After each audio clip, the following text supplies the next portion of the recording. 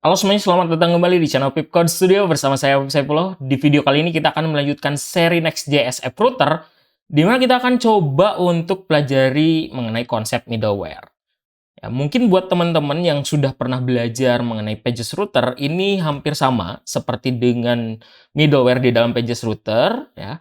Jadi kita akan coba untuk implementasikan itu di dalam App Router.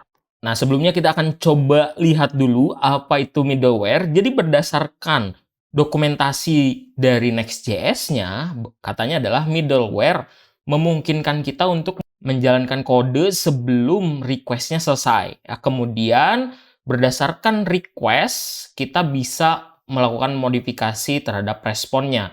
Baik itu rewriting, redirecting, modifying request, ataupun respon header, dan juga responding directly. Middleware itu di-run sebelum konten di-catch dan juga rute match ya. Nah, di sini katanya untuk menggunakan file middleware itu kita bisa menyimpannya di dalam root dari project-nya ya, untuk mendefinisikan middleware-nya.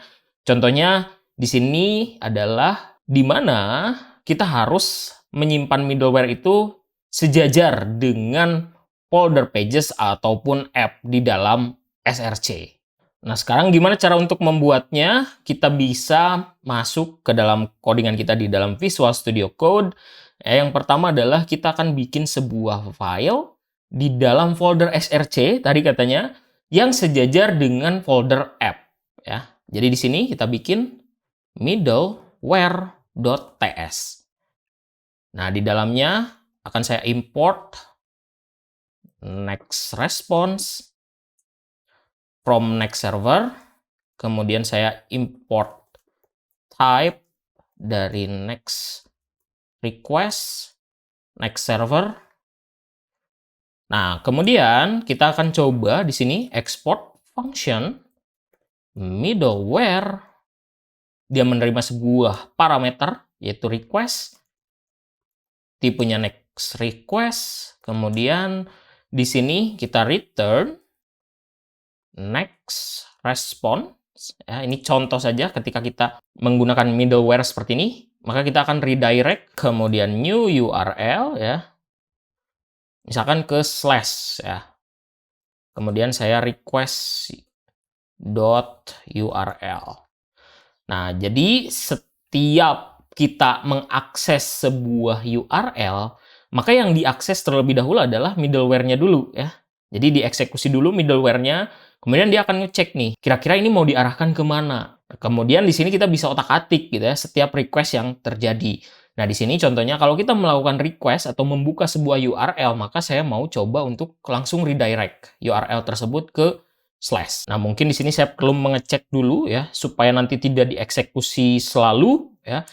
Saya akan ngeceknya gini, request dot next URL dot page name dot start with slash about misalnya. Saya akan meredirect kalau dia about ya. Saya akan redirectnya kemana? Ke slash aja ya. Kita lihat dulu di sini ada ya about, kemudian ada page.tsx, berarti routingnya ada ya. Nah, ini saya ada di localhost 3000, saya klik about.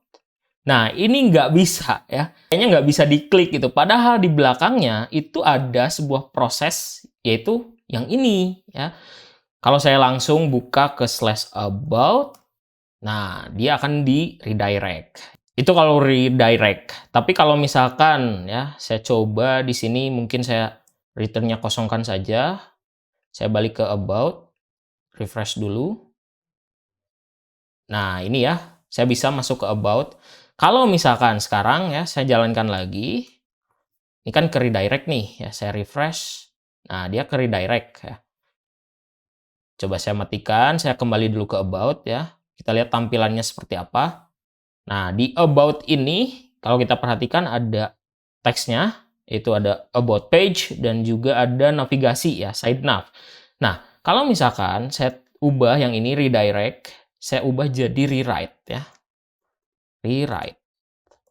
Nah, saya refresh. Yang about ini jadi kayak halaman home, ya, yaitu hello world. Jadi dia di rewrite gitu. Kalau misalkan saya ubahnya jadi slash product, saya refresh. Nah, yang di-render slash product ya. Ini something went wrong. Ini karena di dalam produk, kalau kita buka, nah ini ya, API-nya masih kita salahkan. Karena kemarin kita mencoba untuk error dan loading ya. Saya refresh. Nah, jadi sudah aman ya. Ini kalau misalkan tadi yaitu adalah rewrite ya. Nah, tapi kan kalau misalkan ya kita melakukan redirect seperti ini. Ketika kita ingin membatasi halaman mana yang boleh diakses kalau kita sudah login. Nah, ini kan ribet banget kalau kita harus cek satu persatu seperti ini. Misalkan saya punya cons is login sama dengan true misalkan. Saya sudah login ya. Nah, ini kan berarti harus saya cek lagi ya. Di sini saya akan ceknya berarti if ini misalkan about ini harus diakses kalau dia udah login ya. If is login ya. Kemudian di sini baru yang return ini. Nah, seperti ini ya. Kalau dia sudah login atau mungkin salah ya untuk logiknya. Kalau dia belum login, kita redirect ke slash login misalkan ya. Nah, ini kan dia sudah login ya. Tapi kalau misalkan saya false, di sini saya refresh. Nah, ini kan langsung di redirect. Kalau misalkan saya mau bikin lagi, ya untuk halaman-halaman yang lain, kebayang ya. Saya harus bikin lagi duplikat lagi. Misalkan di sini saya itu ke produk misalkan ya. Produk. Saya harus masuk ke login gitu ya. Slash produk. Nah, ini langsung di redirect ke login. Ya, ini satu persatu, ribet kan ya. Nah, saya pengennya adalah saya bikin satu aturan ya supaya nanti URL mana aja yang akan mengeksekusi middleware tersebut ya. Nah, di sini saya akan coba untuk hapus dulu mungkin ya. Kemudian di sini mungkin tinggal ngecek aja if not is login. Kemudian masukkan yang tadi next respond redirect ke slash login. Tapi di sini saya akan gunakan satu konsep namanya adalah matcher ya.